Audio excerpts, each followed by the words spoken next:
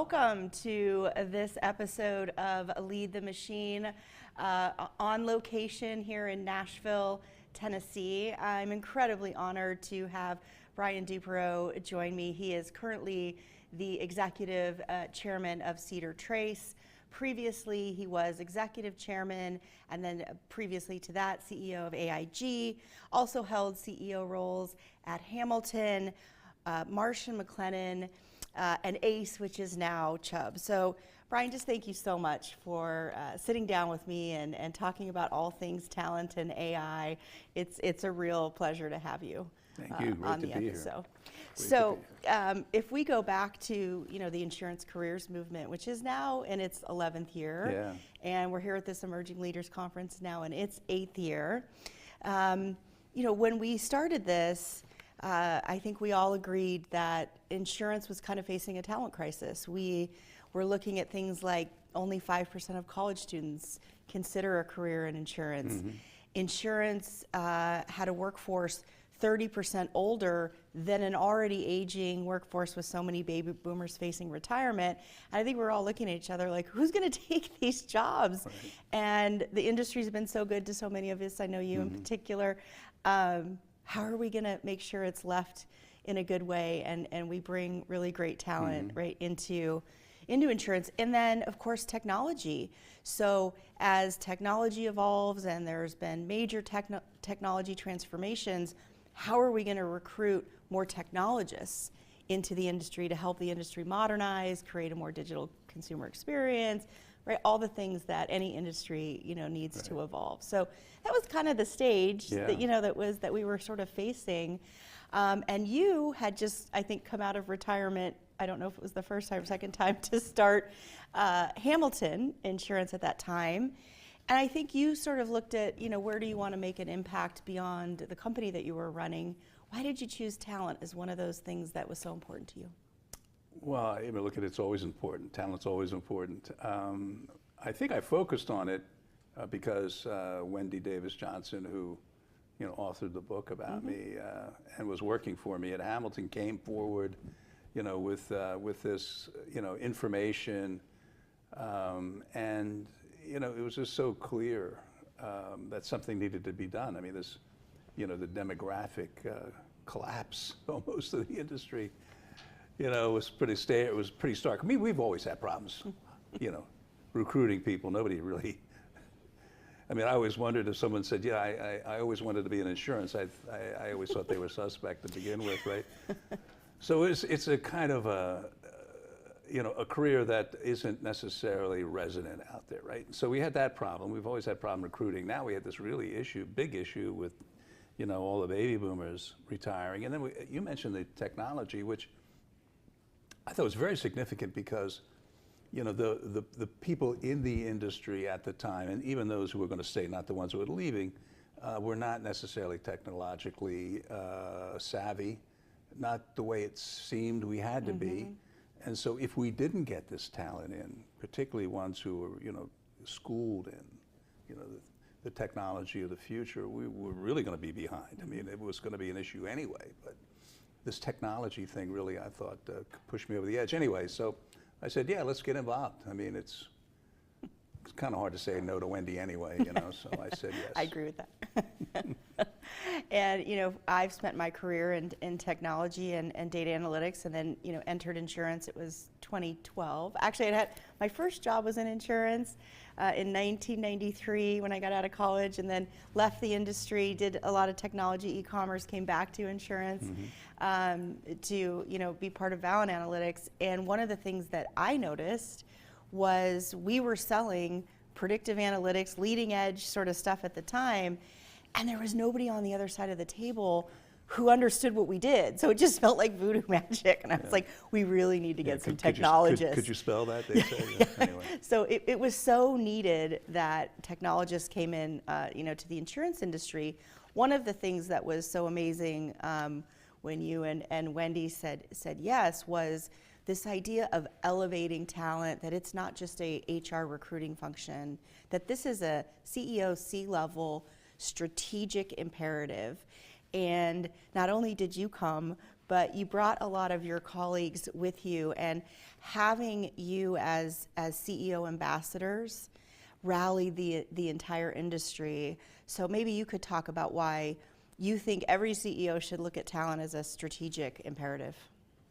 Well, particularly in insurance, I mean, what are we but, a collection of people who, who come together to, take risk on, and we don't make anything. There's no machines, and so if you're not thinking about the people in your company and the talent, then you probably shouldn't have the job as CEO. And I think it's particularly important now. I mean, you think about what's going to happen to the industry with AI, coming on. You have to think about what talent you're going to need and how you organize them. It's not going to look the same anymore, right? Yeah. Probably. So I think it's just a clear part of what you have to be as a CEO of the insurance business in particular. You better think about talent. Yeah. It is a people business, and even though technology is, more and more at the center, people are still more and more at the center. So maybe we can talk just a little bit about the future of work, as you noted with AI. And you've lived through a lot of technology transformations in this industry. I don't know if the personal computer was the first, but it certainly was probably among the first, the internet, et cetera. As people really grapple with AI, and I think, people have always been afraid of losing their jobs through major technology transformation. With AI, I think people are even a little more worried because they feel like it can emulate them. But how would you kind of counsel, the industry today and today's leaders to, sort of take a breath, take a beat, take a perspective on how human roles are still important, how to embed technology and maybe not be so afraid of it, and how to work their way kind of through this particular tech transformation? Well, not easy. This isn't easy. Just some thoughts. All the technological changes that have occurred in my time in the industry, were slower than we thought. They produce less than we thought. Cost more than we thought, right? So, I think you have to face the fact that it's not going to be exactly the way you think it's going to be, but it's also inevitable, right? So it's coming, and how it exactly looks at the end, no one really knows. But the one thing you have to do is embrace it. Because if you don't, then you'll just be pushed aside, right? So that means, how do you embrace it? Do you embrace it reluctantly? Do you say, I'll just do what I have to do here, or do you say, okay, well, this is something, amazing, and could be transformative for everyone in a very good, positive way. So let me see if I can be part of that. Yeah. So either you're going to try to fight it, good luck, or make it something that truly is good, right? So I don't know what else to say. It's like, we don't know what it's going to look like. We don't know how much it's going to cost. We don't know how disruptive it is. I'm an optimist, and I think we will find ways for people to stay involved and part of. And as you said, we are, it's a people business. We're an animal that likes socialization. We need to be part of a group. So I don't think that goes away. Yeah. I really don't. And I think there'll be, a positive aspect to this with respect to work, income, all that. I think will turn out for the best. We overhype it in the beginning, and there's clearly disruption, right? Clearly certain jobs go away, but others open up, and our unemployment hasn't, really changed, like even from the internet revolution. Like we do still employ people. The nature of it, might change. So if we think back to I'm thinking around 2010-ish era, and a bunch of investment in insurance technology at that time, and the promise was, oh, we're going to come in here and disrupt this industry. It's going to be like Expedia. There's not going to be any agents. You're just going to book online. That's not exactly. Didn't work out. Yeah. But I would say, look at the, don't sell those agents short. They're Yeah. tenacious. They're not going to go down easy. So good luck. Well, and it's a complex product. People want to talk to a person. Exactly. Right? And it is complex, and it's you don't wake up saying, hey, let's shop insurance today. You don't go down to the insurance mall and walk around, right? It's just not in your nature. You talk about your vacation plans. You don't necessarily talk about, hey, how are we changing insurance this year, honey? And if you're a business, you really want to talk to a person. I mean, you do. Yeah. I mean, our new, the new business I'm in now, very people oriented still, and won't change, I don't think. So, yeah, I mean, it's going to be disruptive. There's no question about it. And we have, issues with education, particularly in the United States, and are the people coming out of school positioned properly, right? Did they get the right education for what's coming? All to be worked out. Yeah. But I mean, there's clearly a role for technology. There's clearly a good push on the industry to modernize and make things more efficient, and whether it's from underwriting or just even the claim side, the promise of insurance, and to make that easier, more seamless, more data-driven, which helps the insurer move faster and settle claims faster, or find out if there's a problem and get involved earlier. So there's clearly a lot of benefits to embracing technology and doing it in a way that makes sense, the way that business is done. Well, look, if you're running a company, you better figure it out, because the other guy is. And if they have a more efficient claims process that makes the customer happier, you're going to lose business to them. If they have a better underwriting process that gets to the right price and the right risk, they're going to win, right? So it's just a compelling thing from a competitive point of view. You better do it. Yeah. Status quo moves as technology, becomes more, mature, and so what you did yesterday isn't necessarily going to get you to where you need to be, tomorrow. So the other, I think, really interesting thing to talk about is the insurance industry has to cover new risks as technology becomes ubiquitous. So as AI is going across all industries, you now have industries that maybe weren't big in data mining and using that which now are figuring out, if you're using AI, you're using data in a lot of interesting ways. So as we look at the future of risk, how do you sort of see how the industry deals with emerging technologies and figures out how to cover new risks, either with existing products, and then let's start with that, and then we can kind of get to new areas.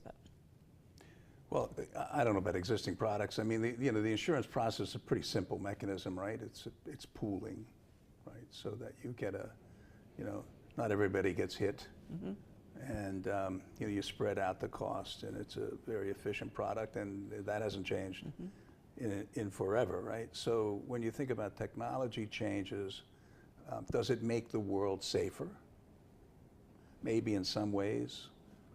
I mean, maybe there'll be fewer car accidents, right? So it's safer that way. But when they do happen, it might be horrific, right? Yeah, much more severe. Some system breakdown changes something, and everybody has a crash. So it changes. My point is, it changes the risk, and it might make the risk more catastrophic, less frequent, more catastrophic.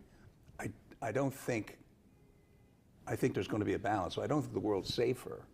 I think risk shifts, right? So there'll be different kind of risks we're dealing with, and that's just wonderful for us, who do this for a living, take on risk. I mean, you want to be in a world where they want you, right? And so I think there's going to be more demand, not less, for us as a business to figure this out.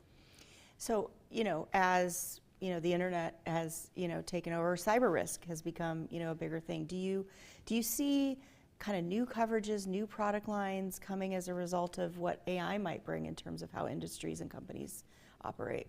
Well, you mentioned the cyber, which has morphed and morphed and morphed again in terms of what the exposure is, and I think that'll continue. There is products liability insurance, age-old, new products, affecting us in different ways. It's, you know, it's, we're ingesting it with our eyes maybe instead of our, the other way, but it could be affecting the body, So, this product's liability thing, it's an age-old product. It's just applicable to a new set of issues. So I think that, the new product thing maybe is overhyped, but it's products, because we cover so many different kinds of risk now, right? And so we invented a lot of ways to do it. So I think there'd be probably more application of existing techniques than necessarily some new, really different kind of product. But there will be some new, really different kind of products too. Yeah. But probably not as earth-shaking as maybe we were just talking about. So same construct, maybe some new revenue streams open up. Yeah, I think a lot of new revenue streams. Yeah. New buyers. So we're here at this Emerging Leaders Conference where there's almost 300 new emerging leaders being added to the cohort, which will be over 1,000 in the community. If you were in the seat of an emerging leader today and looking at, what is this age of AI and how do I help my executives, solve this issue, learn this together, and, how does it maybe help further my career instead of me thinking about it, threatening my career? If you were in that seat today, what would you be doing? Well, I hope the same stuff I did before. The advice I think stays the same, which is, you've got your job, do it really well. That's what they pay you to do, so do it. But lift your head up every once in a while, look around and see what else is going on, and try to be as helpful as you can. Be as open as you can to everything that's going on around you. Not to the point of distraction, you still got to do your job, but you also have to be a valuable part of the team for your boss and their boss, so that you're a resource that they can call on and be open. So I think change for an optimist is a wonderful thing, right? So you get to be involved in so many interesting things. I was lucky at AIG because it was just wild. Things were happening. There weren't enough of us. There was too much work, not enough people. We were always getting involved in stuff. I couldn't have been happier as a person. So I hope don't just do your job. Do it really, really well, and look around and try to help others. Yeah. Raise your hand and volunteer for stuff. Volunteer. Yeah. Don't be afraid of a new assignment. Well, you, I think, started as an actuary by trade, so you've always been comfortable using data and analytics, and that's obviously part of what actuarial science does. What would you say for underwriters, claims adjusters who sometimes are like, wait, is this data replacing me and my expertise? We always say, it's not to turn your brain off, it's to turn it up. How should they really think about embedding data analytics, embedding AI into their craft? Well, if you're a good underwriter, to use the underwriters for a moment, right? Then you are gathering information to make this decision, right? You want to make the best decision possible. You've got to get every bit of information you can to try to make it as good a decision as possible. So if you're not thinking about the data, then I don't know what you do for a living. I mean, because it's a statistical kind of process too, right?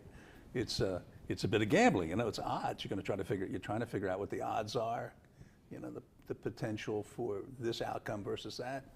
So you have to embrace data. I don't know how you could be an underwriter and not embrace data. When I was an actuary, I started out, collecting and managing the data, and I was so happy when I got to have somebody else do that, and I could take the data and do something with it, actually make decisions. And so I think I embrace it, get somebody else to do the drudgery around, putting the stuff together, and maybe that becomes an AI thing and not that drudgery work for human, and make the best decision you can. Or go do something else. It is a tool. It is not a. It is It's a tool. a way It to doesn't augment. replace you. You use it, right? Yeah. You know? Yeah, that's why I call my podcast "Lead the Machine." Don't let the machine lead Right. you. You lead the Right, machine. it's a tool, right. Yeah. So, as we kind of wrap the conversation here, curious. So you started AIG, you did ACE, did Hamilton, back to AIG. What are you hoping to do with Cedar Trace that you haven't already done? Well, look, I like what I did. Yeah. You know, so part of it is just continuing the enjoyment of this business we're in, which is it's a people-oriented business. I love dealing with people. You know, I'm at a stage in life where I love to give back now, share, you know, what I've learned, help the next group come up and, you know, reach their greatness. So it's just another way of doing that, right? This is a new vehicle for me. It's also a really interesting structure. I'd like to see if we can perfect this structure. It's new, different, unique in What's our business. new about it? Well, it's really a hedge fund. And it's not a hedge fund RE because hedge fund REs are all about investments. We're all about taking insurance risk. That's where we make all the money. The insurance guys run the show. It's not run by the investment people. That's important. And it's not an MGA because we have permanent capital. So it's an interesting structure. We can hang all different kinds of pools of assets that take on different kinds of risks, so we can match the risk in the pool appetite. And so no one else is really doing it. So I'd like to see where we can take it. That's interesting. It'll be interesting if others follow suit as you guys kind of, you know, chart this new course of a different kind of business structure. If just like MGAs are really growing, maybe this becomes a new sort of category. Yeah, I mean, if we're successful, guaranteed they'll copy it. Time will tell.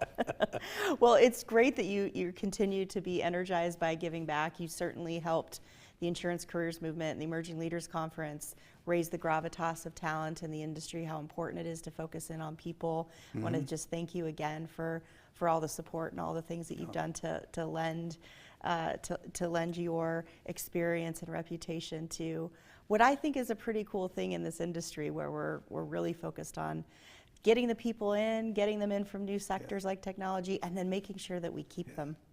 Well, look, you were the center of all this, and so you can thank me. I thank you for, you know, the ideas you had and the way you were able to galvanize and create, you know, this incredible movement, which you know, we're going to celebrate a little bit later today. Well, thank you so much, Brian. It's been welcome. great to have you. And thank you to all for watching this episode of Lead the Machine. We will see you next time. Thank you.